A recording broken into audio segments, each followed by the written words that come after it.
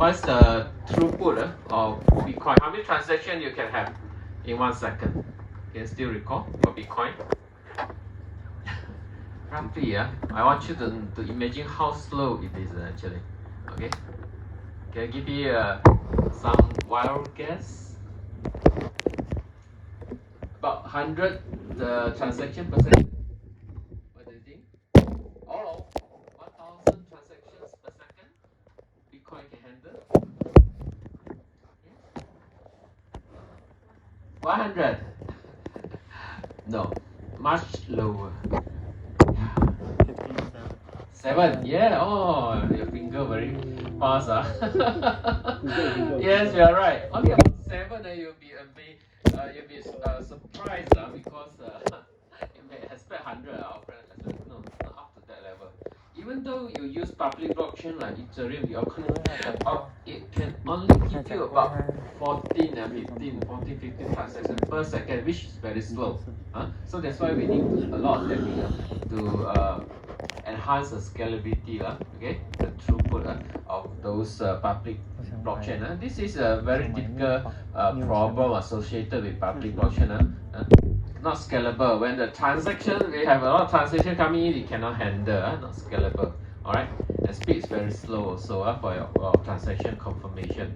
Right, and at the same time, okay, most of the public blockchain, they are not good for private or confidential data protection, because you can view, right, whatever transaction that you have done. You can go to Explorer and so on, take a look, right? Clear enough? So for some businesses, some application, actually this is totally not acceptable. Okay, you must keep your transaction data private and confidential. Okay, so because of some of this reason, so we need another different type of blockchain, right? Okay, so now a question for you: are Bitcoin's transaction anonymous? People will not know. Okay, you are the one who transferred the money to me and so on.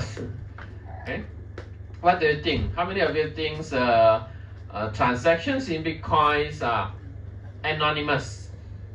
And raise your hand. You think a gut feeling tell you, hey, no one is going to know. I'm the one. I'm the owner of this Bitcoin address, Bitcoin account. Okay, how confident are you to say that? So how many of you think very confident? Okay, Bitcoin transactions anonymous. No one.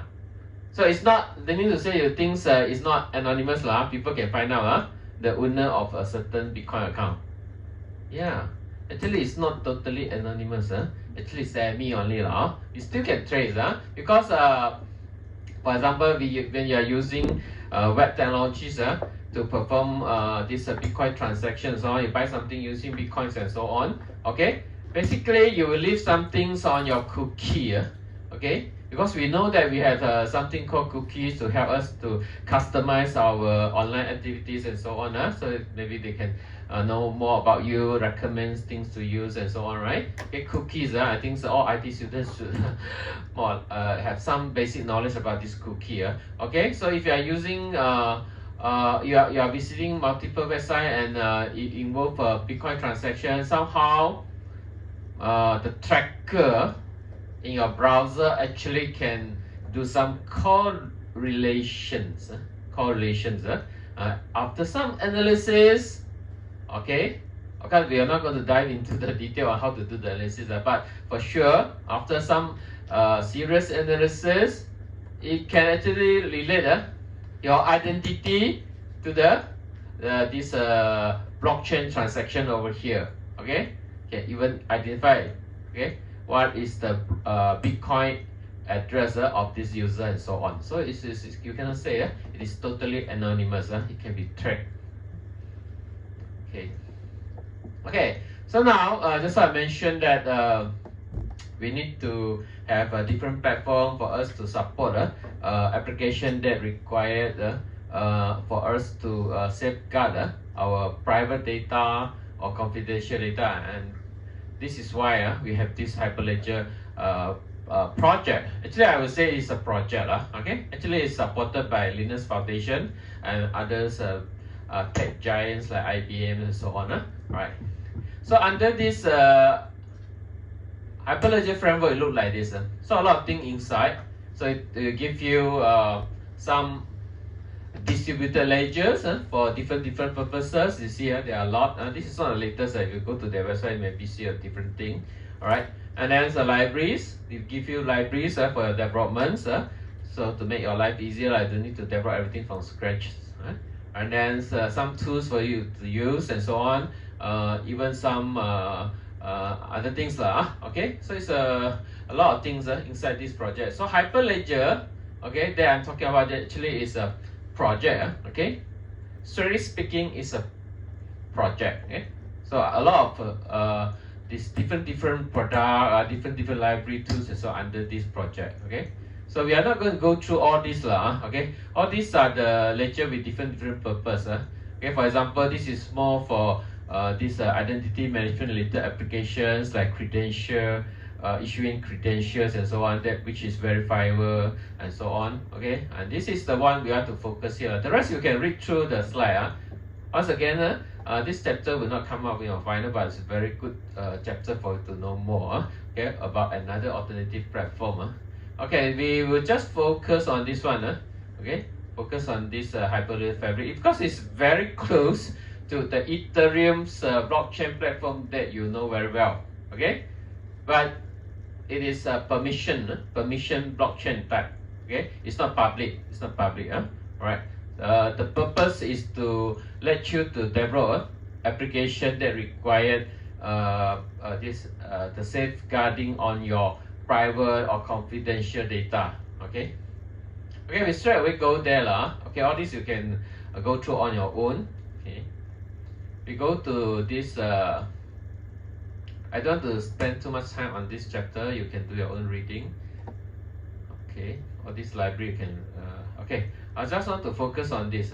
Okay, Hyperledger Fabric.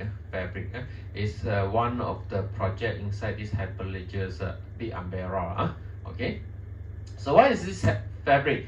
It's just like Ethereum. You want to say it's Ethereum? Yes, I can say so.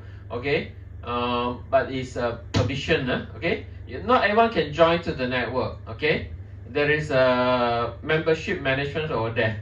You must be authorized to join. Only you can join.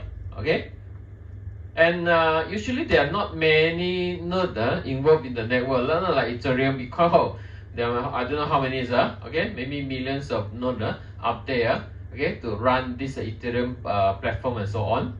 Okay, but in this Fabric, if you set up a blockchain network, actually the network usually very small. Okay, it depends how many stakeholders actually taking part in the project. Maybe only 5 nodes, maybe only 10 nodes. Okay, maybe about 20 nodes. It won't be like 1,000 nodes in the network. Even 100 I cannot say. It's very difficult to get 100 nodes also. Okay, so basically this is a private or permission blockchain network. Okay, you need to be members. Okay, and then they have the concept of channels. Okay, meaning to say not everyone can actually see all the transactions happening inside this Fabric network. Okay, no, you must be member of a certain channel.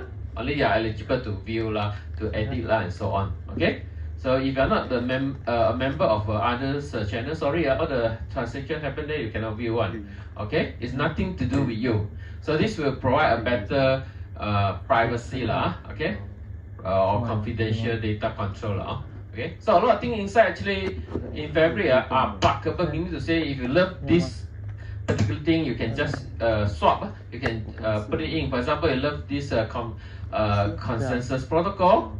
Actually, there is a default one. If you don't want to use it, take away, unplug, and then plug in the one that you want to use. Okay, depend on your application. Which one is the most suitable for you? Okay, it's plug and place one. Okay, membership service provider also you can change. Okay, the format to store the data, the ledger also you can customize. So it's very customizable. Okay, so these are the characteristics of Hyperledger Fabric. Okay, so these are just introduction on some of the major concepts. Okay, so I think I just highlight a few for you. Okay, as consensus protocol, you know lah. I didn't explain. Maybe chain code. I talk about a little bit of chain code. This is actually equivalent to your smart contract. They just use a different name. Meaning to say, Fabrics also support smart contract. Okay, you can write program. Nothing different from Ethereum. Okay. Okay. Later on, we'll take a look on the flow of typical transaction. We'll make a transaction. What will happen? Okay, we'll make a transaction. What will happen? We take a look and please pay attention to see. Okay, how it is different. Now we are using a permission. This blockchain. Okay, when you trigger a transaction, maybe you call a function and so on. Let's say you change the ownership of a certain asset, right? So what will be the process? Okay, until you get this committed to your block. There will be block also. The concept of block still there. Your transaction in this fabric also will be collected and put into blocks. Okay, so same thing, but the process is very different. Later on you will see. Okay, I highlight to you. Okay, so everyone, the chain code fabric basically equivalent to smart contract. Okay, then access is anything valuable in your application. Okay, chain code is the one that we have discussed. Okay, it's not so important. I want to highlight another thing which is called channel. This one. This is very important for you to know because in Fabric, because they have all these things, then we say it's suitable for application that require this protection on the privacy or the confidentiality of data, right? Okay. So here, apart from the channel that we talk about, okay, they also have something called collection. So in a particular channel, okay, they can create something called collections. Then all the data and so on these collections, you can control the accessibility through membership. That means if you are authorized, then you only can see. Even though, let's say here, everyone's in the same channel, we have different channel, right? Let's say this group of students here, you are in this channel, called channel 1, let's say. Okay, then I can create something called collection. Then I can say, you and you can access the collection. And the rest, even though you are all in the same channel, sorry, you cannot access. So with this concept called collection, then we can have a final this granularity. Okay, you can control in details on the accessibility of data. Okay, so with all this support, okay, then so we can have a better privacy for your data. Okay, you can make your data private. Okay, this one okay. Consensus protocol is okay. Alright, now I jump to this part. Alright, so what I want to let you to understand is the process that will be happening when you do a transaction. It's totally different. The process behind will be very, very different from the process of let's say invoking a function in Ethereum. Okay, we discussed a few rounds already on what will happen, right, when a user call a function in your smart contract. Right, now try to look at the differences here. Okay, we need to explain. I need to explain to you the scenario first, so you can follow better. Okay, this is a very simple transaction. I just want to change the ownership of a car from client A to client B. Initially, the car is belonging to client A. I want to change the ownership only. It's a very simple transaction. I think you can write the smart contract or chain code in this case, right? To do this, right? Okay, you assign the new owner, okay, the ownership. It's very simple. Just update the step variable only. Right? It's very simple. Okay, so before we start, okay, the discussion, let's assume that channel, just now I mentioned channels, right? Already set up. Let's say we have channels already. Of course, you need to assign client A and client B in the same channel. Okay, because they are related. Alright. And also membership, all these are assigned already. We can have the proof for every participant. Because you need to push CA, which will give you the certification on your identity. Okay. give you the public key lah, private key, this kind of thing lah. Okay, so that you can sign document and so on. Okay, a chain code, okay, already deployed. That means your program how to update the ownership of the car. I mean, this is car selling related application. You need to write a lot of program, right? Or else you don't have an application to use. You need program. So assume all the programs are all deployed already. All deployed. Okay. Because now we are trying to look at what happens when a transaction is involved. Okay, it is triggered. Okay. So already have a program, no problem. You have a function called ownership transfer. You want to transfer certain ownership. Right? You need to assume all these things are there already before we start the story. Okay. And then endorsement policy also has been said. I mean, in Fabric, you need someone to check the transaction. No? And then who are the ones going to check? Also, you need to assign properly in this endorsement policy. Okay. So make sure everything is ready. We assume everything that needs to be done is ready. Then we can start the story. Alright. Day one, let's go.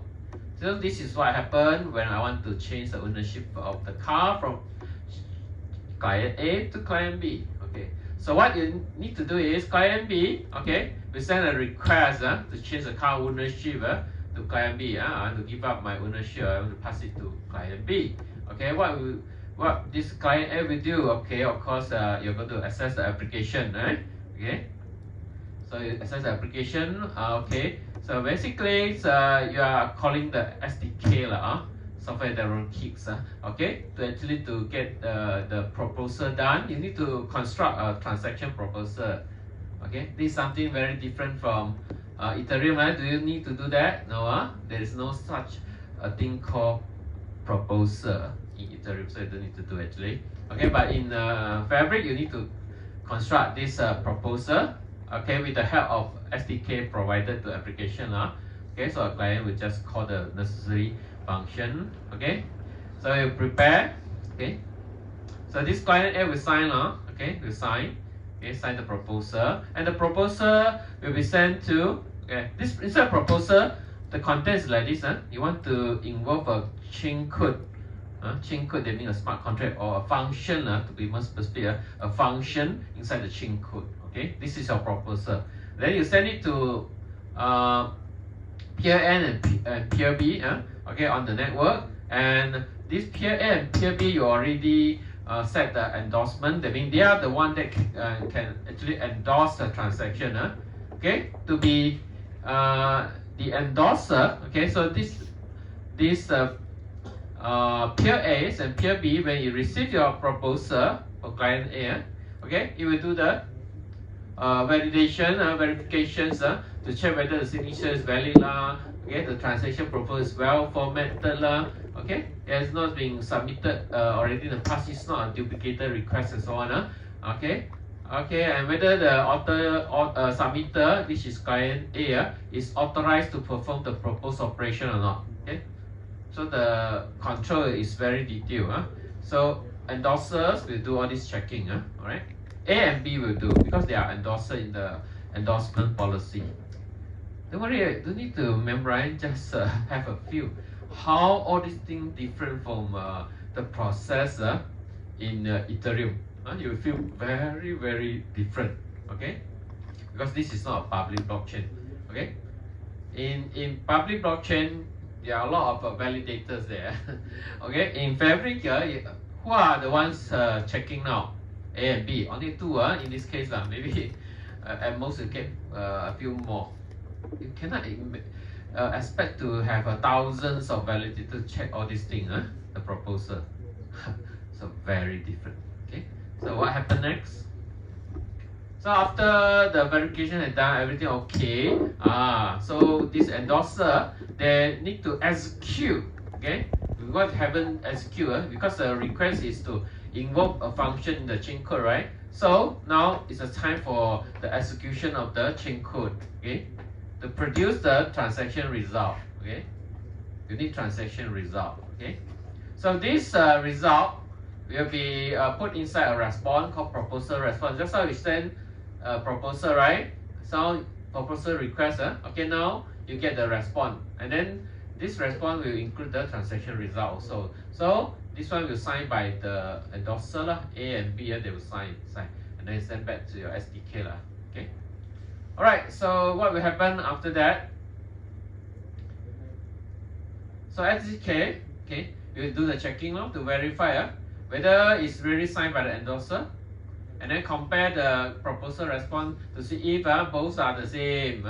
Okay, because we have endorser to do the job, endorser A to do the job, and endorser B, right? Both of them will do the checking, will execute the chain code. By right, both should be returning the same value, right? Okay, the execution results will be the same. So the SDK need to check already. Once this SDK receive a result from endorser, compare. Okay, compare. If everything is okay, then we go to the next step. This is a transaction. Okay, so it broadcasts the transactions which contain the proposal and response. Response including the execution result. Okay, to someone called orderer. Orderer is the one that going to arrange so the transaction receive and so on. Okay, because they don't need to put into the ledger, right? Okay, so this orderer not only receive this just now the transaction, this transaction message, but it's also received from other channels. Actually very busy this orderer, because it receives a lot of transaction messages from different channels, not only this channel. Okay, so it will do the job lah. So it will based on the timeline, I think, chronologically, okay, by channel, and then just build them lah. Okay, you order all the transaction, put inside block, and then after that you will have blocks of transaction for all the channel. Okay, and also not all the node need to actually store the transaction. It only store the transaction related to that channel. So we have different these so-called ledgers. Okay, one ledger per channel. Okay, you can understand better, right? Not like Ethereum. Everyone will have the ledger, right? Okay, here we have only one ledger per this channel. Alright, so all the transactions later on will broadcast it to all the peers. Okay, they of course you need to validate all those things like endorsement policy is fulfilled or not. Checking again. Okay, then everything is fine. Then you just put inside your ledger. Okay, and after everything is done, okay, then this one event will be emitted. Okay, and then via this event, the application will know oh, the transaction completed. Okay, now the ownership of the car has been changed from client A to client B. Okay, so I have gone through the process together with you. Hopefully you can see the difference. Okay, it's very different when you call a function. Even maybe it's the same function to change the ownership of the car, and the story behind is very different because you are using a different platform. It's called Fabric. Okay, for information, the vaccine, COVID-19 vaccine certificate you have in your MySejahtera, right? Maybe you do have MySejahtera app already. The certificate actually is also this application. Okay, to keep track your certificate, to issue your certificate actually is so developed using Fabric. They use Fabric, not Ethereum. Okay. Okay, so this is a brief comparison between Ethereum and Hyperledger Fabric. Okay, so here confidential transaction we use Fabric. Okay, for transparent one, if you don't care about the confidentiality, you can use Ethereum. Okay, no native currency user. Here we use Ether, but here it will not involve any cryptocurrency. Okay, and then for Solidity, so for smart contract you use Solidity only, but here chain code is in support multiple languages like Node.js Java Golang and so on, up to you to choose Okay, and then consensus protocol. Okay, no mining is required. Here you need to have proof of stake, right? Okay, you still need to do the mining in other words. Okay, and then this is permission and private. You can use it for private and permission. Alright, this one for public. Even though Ethereum also can be private okay, you can build your private Ethereum to use actually. Okay, So this is more suitable for business to business. Okay. Okay, so this is the brief comparison and introductions of this fabric platform. Alright, hopefully everyone, you know that actually you have many choices. Okay, this is another alternative. It's quite often used. It's not something very rare. Okay, a lot of supply chain related blockchain application, supply chain one. Okay, they use this one. Okay, because sometimes they want to protect the confidentiality. And then you'll be wondering, only a few nodes okay secure because I just mentioned, right, in the network fabric network, you don't expect to have so many nodes to work for you. Okay, not like this Bitcoin, Ethereum, and so on. So it is secure or not? Okay, of course, we'll talk about this also later on. It let you to think. Okay, in this kind of platform, is it really secure? Okay, is it centralized or decentralized in this way? Since you have only a few nodes, all right. Can I consider this one? This fabric network is a very decentralized network. What do you think? Agree or not? Or you don't agree? Okay, think of all these questions. Centralized or not? Is it decentralized or centralized? Is the security good enough? Okay, for this fabric. But for sure, it will not cost you money. Since no money is needed, right? Who are contributing to all the work? The node that you contribute, all the stakeholders. Let's say a supply chain. We can have this fabric network is because all the stakeholders, they have one node running. Okay, they contribute to one node. Okay, so then you can build this small network. Okay. Okay, but it's very fast because you don't need to. You see this kind of private network, permission network, very small. You don't need to do the proof of work proof of stake and so on. There you so many nodes so you take a long time for a transaction to complete. Okay, so the transaction speed is very high one. Gets a lot. There's a endorser and so on. Only a few people working, right? Okay, very fast. You need to broadcast. Do you need to broadcast? No need. Okay. But for Bitcoin or Ethereum, you need to broadcast the transaction and let everyone to handle the transaction, right? Broadcast to everyone, right? Yeah, do that. You broadcast to this few guy, then they settle and come back to you, settle. Okay, so you can handle the transaction pretty fast. Okay, so that's about the introduction to this Hyperledger Fabric. Okay, I'll end that. Okay, I keep my promise actually. I finished in 30 minutes. Alright, I want to move on with a more important topic. Okay, so this is our last topic. Yeah, we come to our last topic already. However, this topic is very important.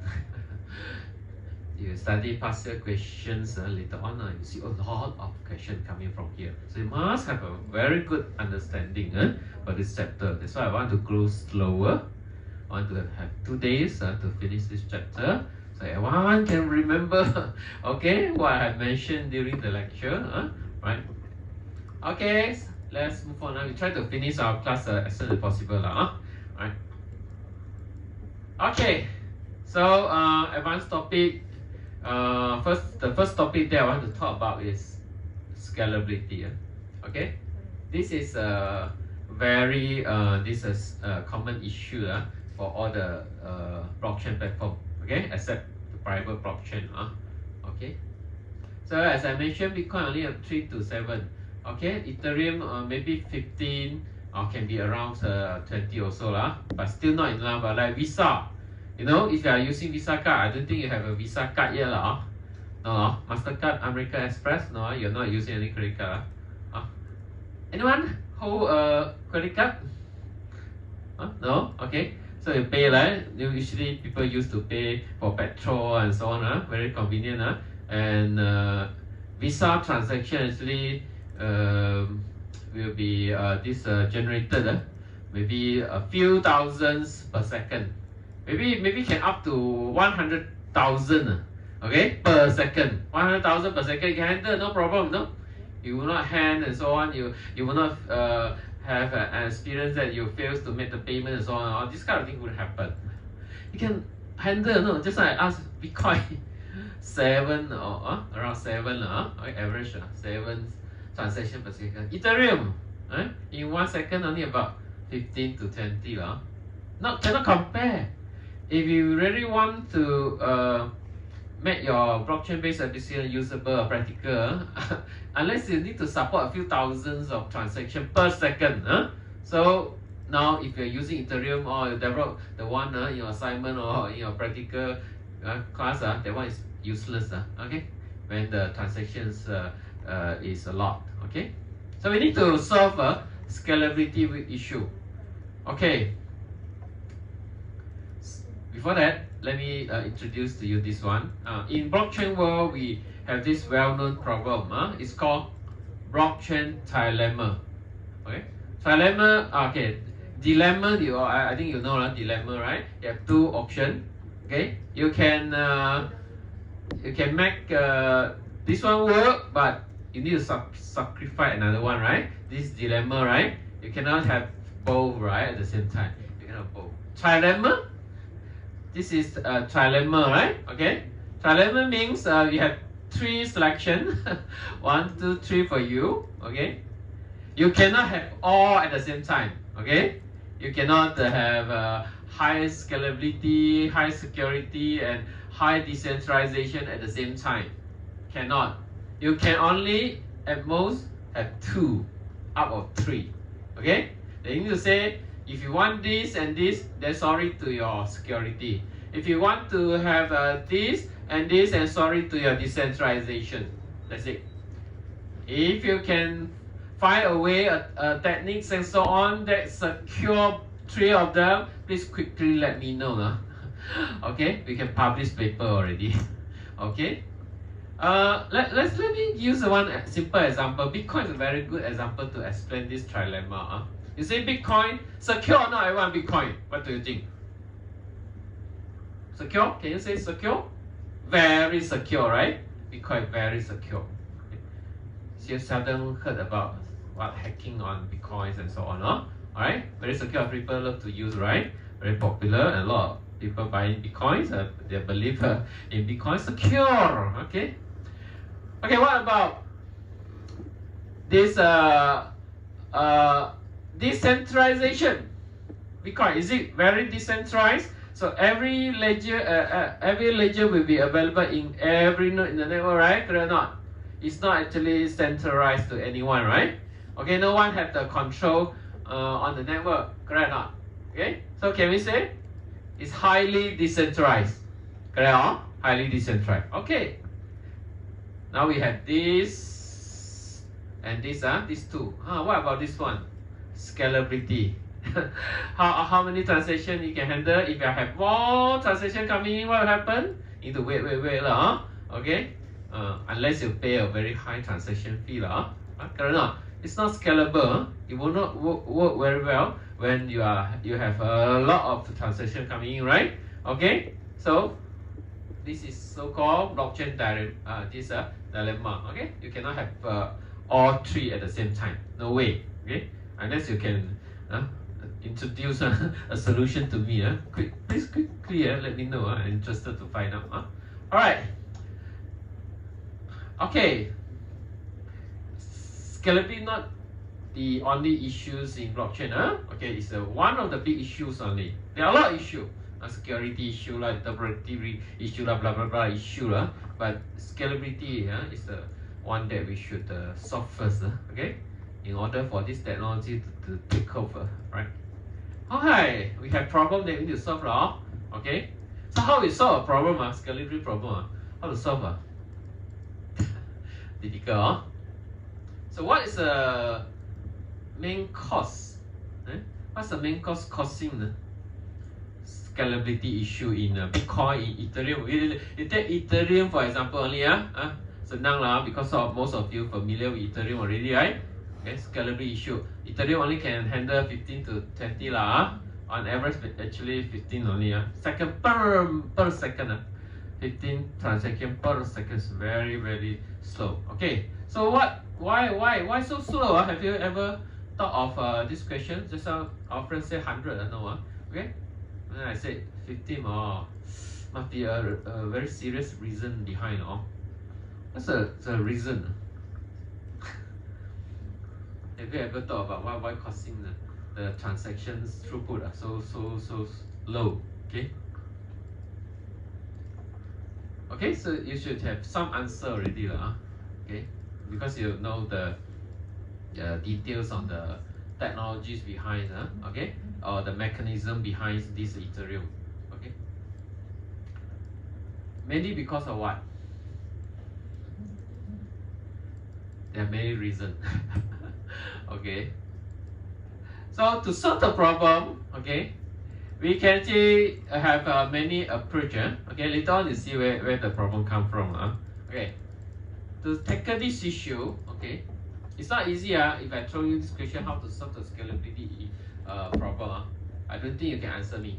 Okay, but don't worry. A lot of researchers out there already have a lot of proposals, a lot of solutions. Okay, so to solve this problem, we can have a few approaches first. We can think of the main need, the main blockchain network, layer 1 network. There are many names. The production network, like Ethereum, the real Ethereum network, is called the layer 1, or mainnet, or main network, all referring to the same thing, right here. We can first examine, take a look at the implementation, the design, see what kind of thing we can do. This is the first approach, right? Okay, it's focus on the mainnet first. What can we do? Okay.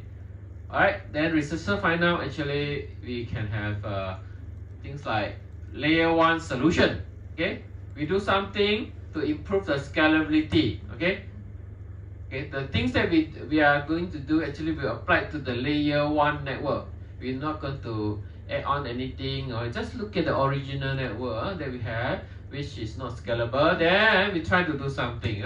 Okay, so these are some of the suggestion. Okay, this is for Bitcoin. We have something called Segwit, and then for Ethereum, we have something called sharding.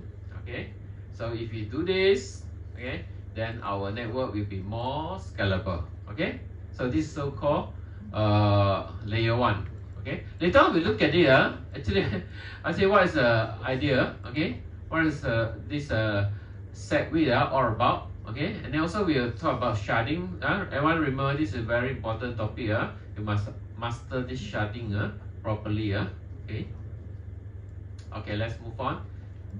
Okay, this is first approach. We do something on the existing layer 1. Okay, make some changes and so on to the layer 1. Or this is the next approach. You see, researchers are all having a very good brain. They have a lot of brilliant ideas. Okay, this is not only the only choice. You also can actually have something called side chain running along with this main network. Okay, side by side. You see, running side by side. This is not inside the mainnet. This is not inside the layer 1. This is something extra that we create. We call it sidenet because it working side by side. Okay, with the original layer 1 network. Okay, of course we need to have some bridging. Okay, if I don't have this bridging, that means it's totally unrelated to this network, right? It might have some connection to our mainnet. In this case, let's say this is Ethereum. Then this one is a sidenet that we created for Ethereum. Of course, we allow the access here, the token, the cryptocurrency to be transferred from this mainnet to this sidenet. So you might have a bridge to allow this to happen. Bridging is important. So in this case, how it helps to increase the scalability? You'll be wondering. The idea is very simple. What I do, my strategy is very simple. I just transfer some of the transaction. I don't want you to do all this transaction here. I will say, hey, don't do it here. Go there. Go to another place. Okay, if you go there, meaning I'm less congested. Correct or not? I introduce you a new network. Hey, you're welcome. If you need any assets to be used over there, or go ahead to transfer assets over there to do whatever things you want. I have a bridge to allow this to happen, right? To the bridging, whatever transfer you want to transfer. Okay, you want to transfer back, also no problem. Okay, but all the other transactions and so on, please do it on this side chain. You see the strategy? Now understand why? Now this sidechain can actually contribute to enhancing the scalability of Ethereum. Okay, because all the transaction that if you don't have this, I will do it here lah, no choice, right? If you give me another alternative, I will do it here because if I need any access from here that I have from here, I can transfer to here, ma. Okay, so this is sidechain, right? First approach is to try to take a look and see what we can do on the existing blockchain, right? Improve it in some design and so on. Now they have this suggestion, this one. Another second approach, this is second approach, we set up extra side chains to let a lot of transaction to move over here, to be executed here and so on. Then this one will be less congested. Less congested means more transaction it can handle, that means it can be more scalable. Okay, two approach already, right? And the third one is you build up another layer 2 network. Okay, just like this is running side by side. Okay, this one is running on top of the existing one. Okay, this is layer 2 solution. The idea is still the same. Basically, you try to offload the transaction, okay, to another network. Okay, let it happen there. Okay, all right, but here you will still enjoy the security provided by this layer 1 network. Okay, whatever transaction that you have done here, eventually you need to summarize and then commit back to your original network. Okay, why it can contribute scalability is very similar to sidechain because you move maybe some very frequent one, small transaction, very frequent one. Okay, you do it here and then you just give a summary here, so you reduce the number of transactions here also. In other words, you offload the transaction to layer 2 network. Okay, you transfer transaction from layer 1 to layer 2. Okay, you offload the transaction to somewhere else. Okay, so this is very common now. So we have many layer 2 network. Okay, like state channels. Okay, rollup, and also plasma. Okay, so basically all these are the layer 2 network. Okay, this one is more application specific, not general. You cannot use it for any application. Maybe only a few type of application. For example, payment related transaction. Yes, state channels will be suitable. Payment related one. Right. But these two can actually support any transaction, any application. Okay, so for general purpose transaction or general purpose application, called roll up. Okay, why it is called roll up like this? Roll up because you roll a bunch of transaction into one record, and then this is a summary, and this summary you commit back to your layer 1 network. You roll up transaction. Okay, you only make it as one transaction summary, a summary, and then commit back to your layer 1. So we call it a roll up. Okay, the concept is like this. If you want to commit all the transaction happen here back to the layer 1, what's the point? You still increase the transaction there, right? Okay, you can actually increase the scalability. Okay, after you need to leave, I need to give you the pin code earlier. 7 already, I'll give you the pin code first. Okay, a few students actually have another class, clash with my class, so I need to give you the pin code first before you leave.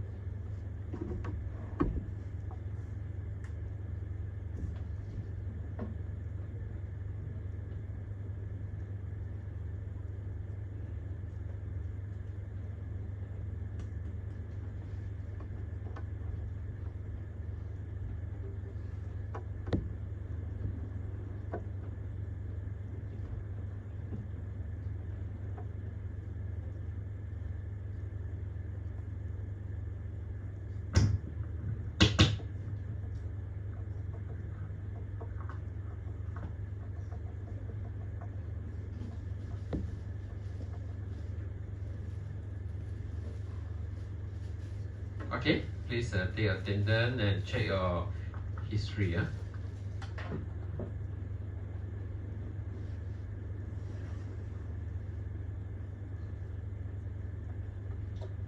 Today we just focus on the scalability issue. Now I'm not going to talk much, right? So for the rest, I will finish up the day after tomorrow. Okay.